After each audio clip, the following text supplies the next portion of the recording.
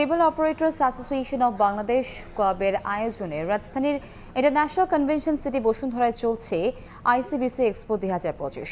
এই মুহূর্তে সেখানে আছেন সহকর্মী ফরহাদুর রহমান। আমরা সরাসরি যাচ্ছি তার কাছে।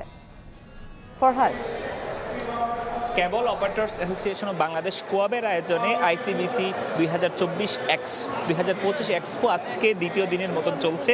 সকাল 11টা থেকে এই এক্সিবিশনের প্রবেশদ্বার খুলে দেওয়া হয়। এরপর থেকে সারা দেশের যারা আইএসপি সার্ভার আইএসপি রিলে সংশ্লিষ্ট যারা আসলে ব্যবসায়ী আছেন তারা আসছেন, যারা কেবল অপারেটর্স কোম্পানি যারা আছেন তারাও আসছেন এবং এই মেলাটি কিন্তু এখন বেশ ভালো রকম জমে উঠেছে। আমরা এখানে যারা অংশগ্রহণকারী আছেন তাদের সাথে কথা বলেছি, তারা যেটি বলছেন যে প্রথমবারের মতো ইন্টারন্যাশনাল আঙ্গিকে এই যে এক্সপো বা ফেয়ারটি হচ্ছে সেটি তারা যে রেসপন্স পাচ্ছেন তাতে তারা অভিভূত। কেননা এই ধরনের এক্সপো বাংলাদেশে প্রথমবারের মতো হলেও যেই আসলে রেসপন্স সেটি তারা এর থেকেও আসলে কম আশা করেছিলেন। তবে এই এক্সপোর বর্তমান অবস্থা বলা চলে একেবারেই লোকারণ্য।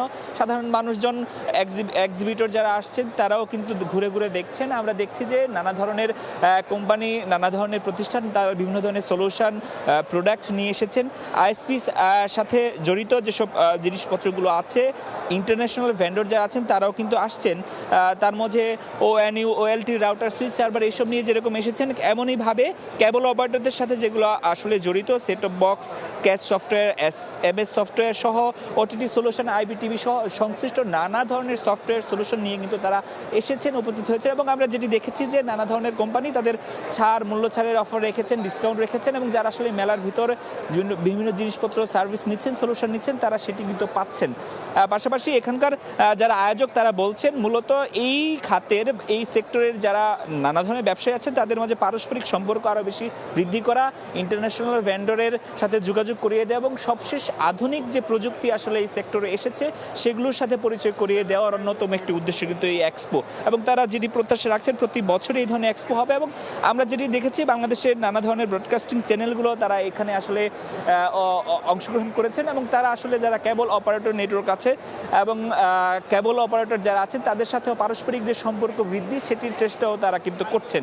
এবং তারা যেটি বলছেন আজকে যেহেতু মেলার দ্বিতীয় দিন এবং আজকে যে সারাটি তারা পেয়েছেন মূলত ছুটির দিন, অনেক মানুষ সারা পেয়েছেন, আগামীকালকেও যেহেতু মেলা চলবে এবং সেই মেলায় মানুষজন একইভাবে উপস্থিত হবেন এবং এইটা তাদের যে ব্যবসার পরিধি সেটির ক্ষেত্রে বিশেষ ভূমিকা পালন করবে তারা প্রত্যাশা করছেন।